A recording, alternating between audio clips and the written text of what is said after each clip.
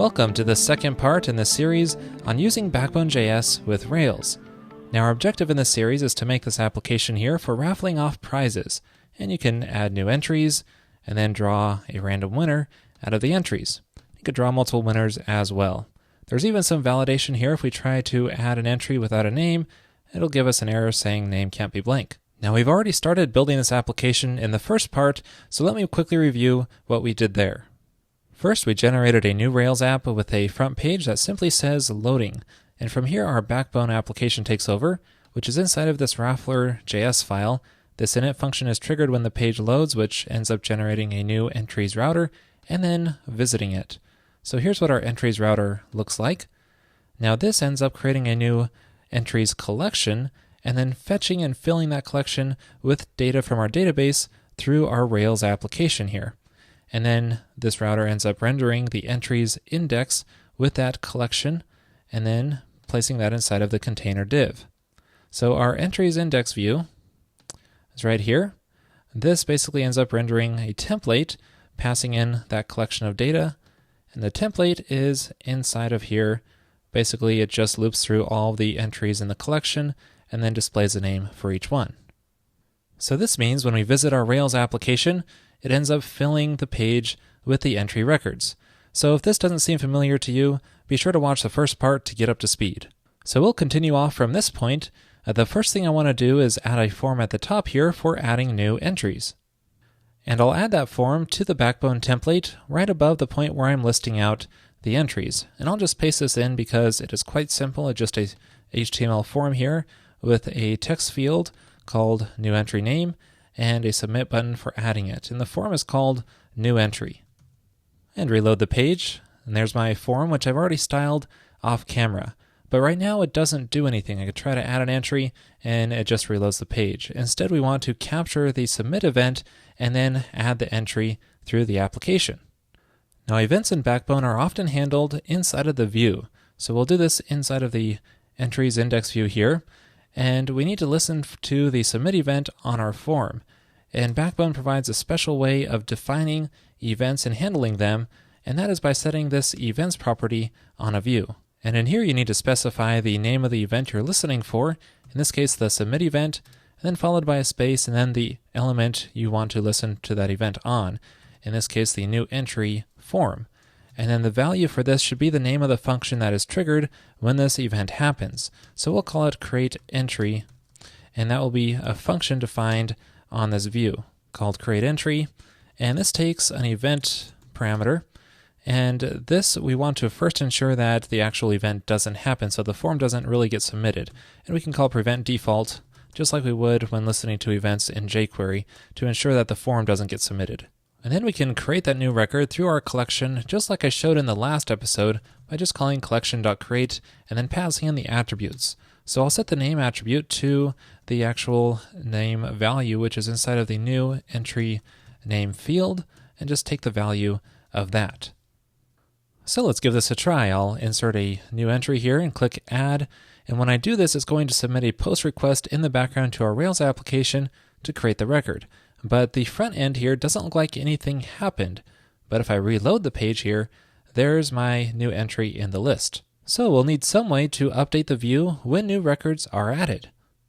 Now we could update the view directly inside of this create entry function, but a general practice in Backbone is to only focus on changing the model data and then using callbacks to update the view. So this means, notice we have this reset callback that we created in the previous episode, which re-renders a view when we fetch the collection data from our Rails application. So we can make another binding event callback here for the add event, which will re-render the view when we add a new record. So let's give this a try again. I'll create a new entry. Now when I click on add, it's going to update this view directly in place and fill in that new record. Now this solution works okay, but every time we add a new entry, it's going to re-render the entire template.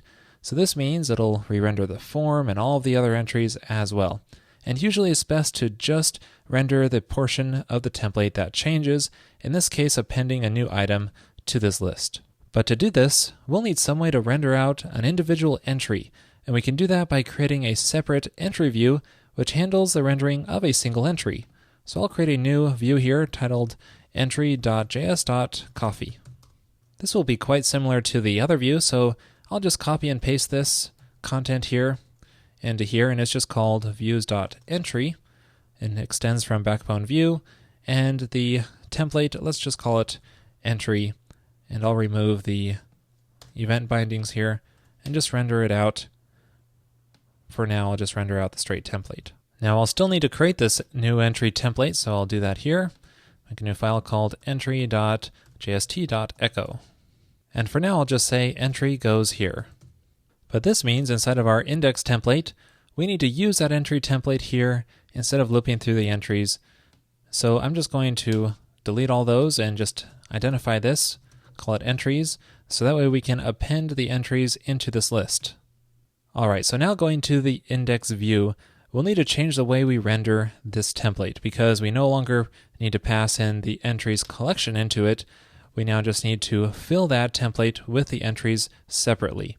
So to do that, we can loop through each of the collection entries by calling each on the collection. And then let's trigger a function. Let's call it append entry. So I'll just define that append entry function here, and an entry object gets passed in as an argument. Now what we need to do for each entry is create a new entry view. So we can call new raffler.views.entry, which is the view that we defined earlier. Then we need to render this out by appending it to the entries list. So that we could just call append here, call view render.element. That will add it to the list. All right, I'll try this out by reloading this page here. And we do get an entry goes here for each record, but for some reason it's not displayed in a list. Now you can see that if I inspect the HTML source, I have my entries list here, but each item in it is just wrapped in a div tag, and that's the default wrapper for Backbone views. Now I can change the wrapping element that's used by going into my entry view here and set the tag name option to li to use a list item. And now when I reload this page, hey, it looks correct. Now we just need to fix this placeholder text so it displays the actual entry name. To do this, I'll need to pass in the entry model to the view when we create it inside of the append entry function in the index view. So what I can do is pass in an option called model, and then just pass in the entry model directly into there. And then inside of the entries view, we can pass that model into our template when we render it, like we did with the collection. I'll just call it entry, then pass in this view's model. And then inside of the template, instead of displaying entry goes here, I'll get the entry's name. All right, now with that change, reload the page here, and there we go. There are the entries names back in place. So now with that change in place, whenever we add a new record, instead of re-rendering the entire template, we could just call append entry. That will trigger this function and pass the newly added entry to it, and that means it just appends that single entry to the view instead of re-rendering the entire thing. And I'll try this out by just inserting a new entry here, click add, and then it adds it directly to the bottom. However, it doesn't clear our form here, so we'll need to manage that manually. And I'll do that inside of the create entry function. After we create a new entry, I'll just grab the new entry form, and then the first element in there I'll just call reset on this. Now that we know how to add entries efficiently, let me talk a little bit about validations, because when someone tries to submit a new entry without providing a name, we would like to present them with some kind of error. Now Backbone does offer support for client-side validations using the validate function. You can refer to the documentation for details on this, but I won't be covering this here. Instead, I want to focus more on the server-side validations and integration with Rails. Now, if I go to the entry model inside of my Rails app, right now it doesn't have any validations, so let me first add one, a simple validates presence of name. With that validation in place, if I try to add a new record without any name, nothing seems to happen. But if we check out the network activity for this page, you can see that there was a post request to the entry's URL, and the response I got back was 422 bad request. And the content contains the error messages in JSON. So I'll be able to parse this out and then display the error to the user using this. Now that response is being generated with the respond with call inside of my controller that I set up in the first part. So if you aren't using respond with, you'll need to manually check if there's any validation error on the model and then handle the response in a similar fashion.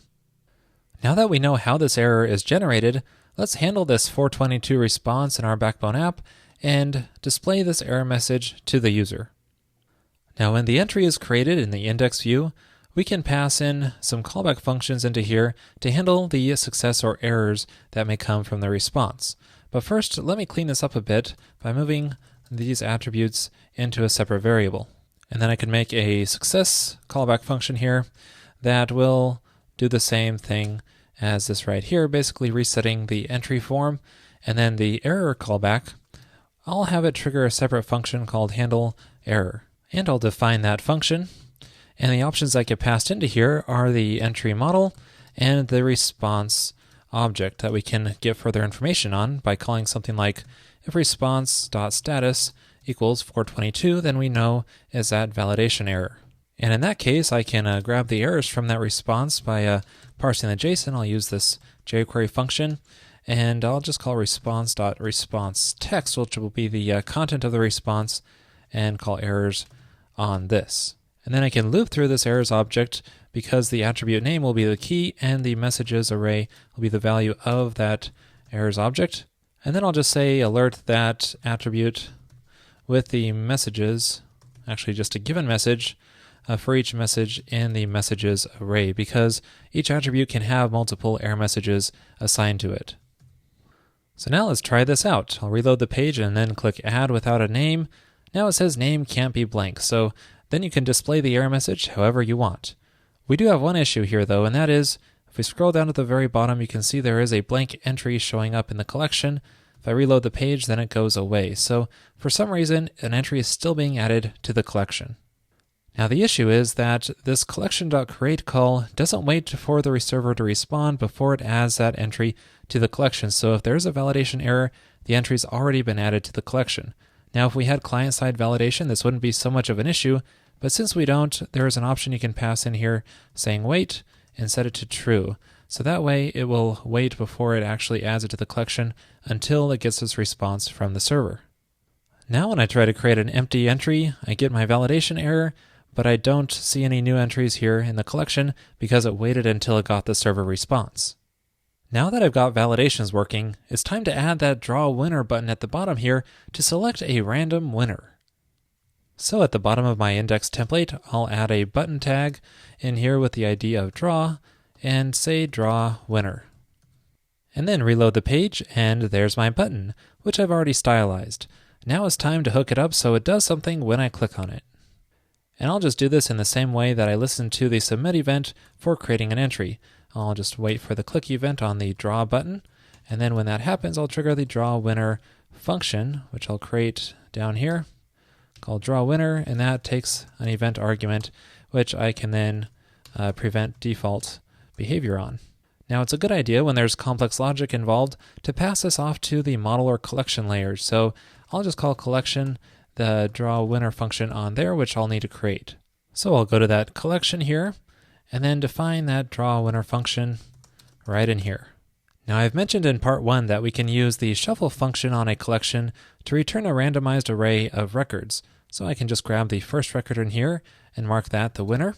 And then if there is a winner, let's make him the winner by calling set on here and set winner to true.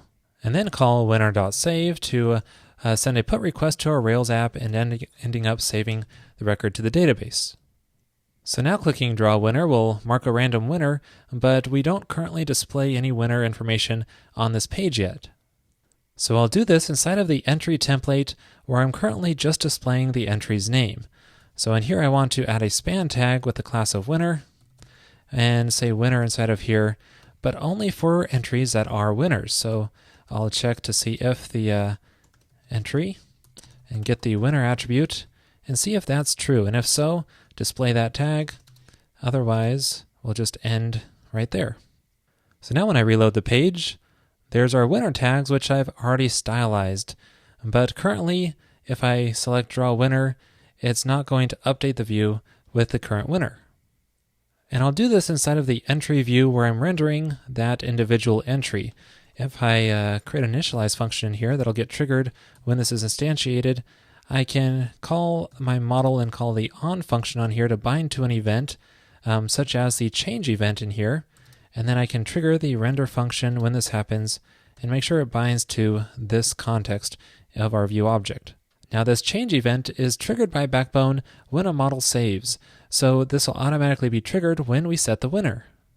So I'll give this a try. Click Draw Winner here, and you can see it properly updated that given entry instantly. Now we just need to highlight this winner text red for the latest selected winner so that it's easy to spot. Now one way to do this is to trigger a custom event when a winner has been selected. Now you aren't limited to just the events that come with Backbone. You could trigger any event. So we can say trigger, let's have one called highlight. And then in the entry view, we can listen to that highlight event just like we do the change event. And let's trigger a function, let's call it highlight winner. And then we'll make that function inside of here.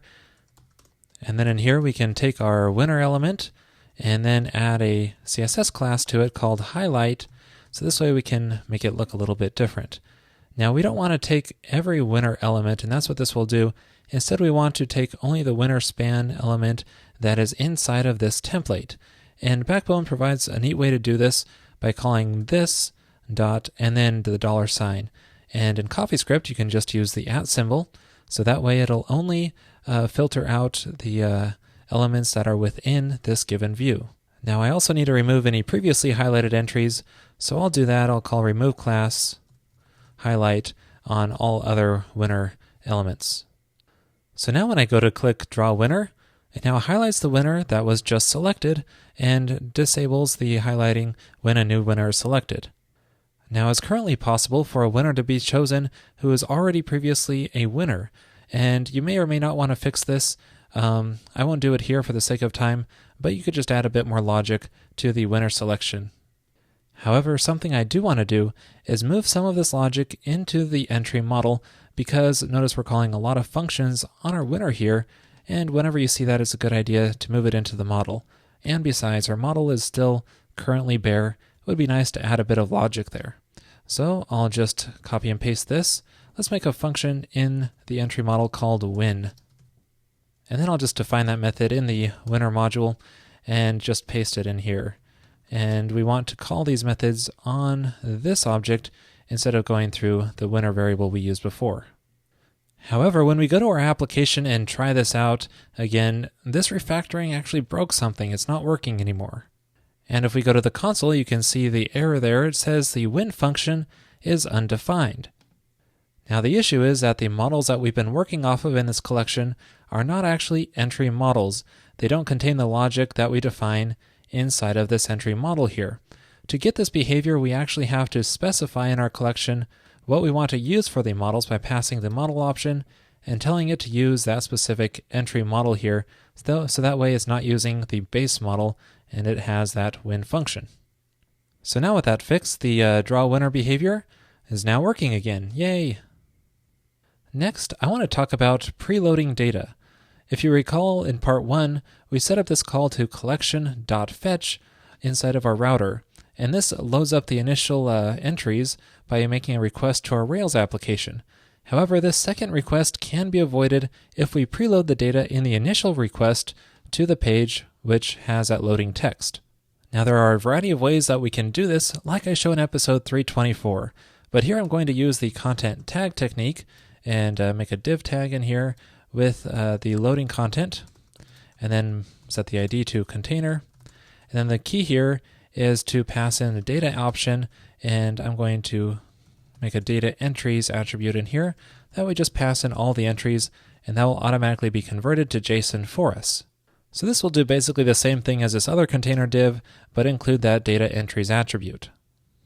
And now when I reload the page and view the source, you can see we have that data entries attribute with the JSON information for all of the entries. And now instead of calling fetch on our collection, we can call reset and supply the data directly from inside of our container, that data entries attribute. And this way it'll be filled up directly pre-populated. And reload the page, and it doesn't work. For some reason, well, our view is rendering properly, but our entries are not being added to our list. Now the issue goes back to how we're rendering the entries in our index view. Thereafter we render the template. Remember, we call collection.each, and for each of those we're appending the entries, and we're adding these directly to the entries list element. But the issue is that this list element does not exist yet on the actual page, because since this is now happening immediately when this view is created and rendered, it's just being rendered within this element and not actually existing on the page in the container. To fix this, we need to change how we access our list of entries and make sure that we always go through this view using the @ symbol in CoffeeScript, so that way it looks for the entries list within the view's element and not on the page directly. However, we have another issue, and that is that this context right here is not this view context, and that is because when we call collection.each and pass it this function, it doesn't maintain this context when it calls this function. To fix this, one option is to pass in this as the second argument into the each call. That way it'll keep that context. So it's always important to be aware of what context your functions are being run under. Now in CoffeeScript, we have another solution for this, and that is to use the fat arrow when defining the function. So this way it will always maintain this view context wherever this function is called. That means it's no longer necessary to pass this in as a second argument here. Now you may want to do this elsewhere too, such as when you're passing this in as the third argument in here. If you're using the fat arrow, you won't need to do this. Alright, so with that fix, now when I reload this page, we get our list of entries back in. Now it's pre-populated and it doesn't have to fetch them through a second request. I want to finish up this episode by talking about routing. So far we've kept everything inside of this index route, but what about this show route that we set up in part 1? So far it's gone unused. Now let's say when we click on a specific entry, we want to trigger that show route for that given entry and display more detail about it. Now I'll handle that click event inside of this entry view here at an events call and listen to a click event. I don't need to pass in a second option into here because we're listening on the full element. And let's trigger something called show entry. So I'll define that show entry function. And what we want to happen is that it visits that specific URL and triggers the show route. So to do that, we can call backbone history.navigate and then pass in the path that we want to go to. In this case, entry / that given entry ID, which we can get by calling model.get ID. And then if we pass true as a second argument here, it's actually going to trigger that route. So now let's try this out. When I reload this page here and click on a given entry, it now includes an alert dialog box because it's changing the path to go to that specific route. Now I mentioned in part 1 that there are ways to change this routing behavior so it uses the actual URL path instead of the anchor portion of the URL. To do that, we have to go back to the point where I called history.start in the application and pass in this set option called push state and set it to true. Now when I visit the application again and click on an entry, you can see you get the same effect, but our URL now includes the actual path of it and not as part of the anchor portion in the URL. But this does cause a problem if we try visiting this URL directly. You can see I get this routing error because our Rails application doesn't respond to that given route.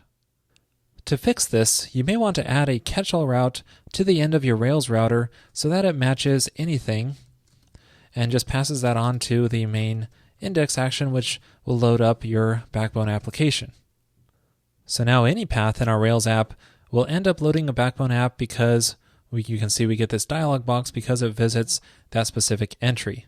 Now it's just going to show loading right now because we don't have any template that's rendered when accessing this route, but ideally you would have some kind of show template which displays the entry's details. And then you could have a link to go back to the index template which displays all of them. But I will leave that as an exercise for you to do on your own. Well, that's it for this episode. Thanks for watching, and I hope you found this useful.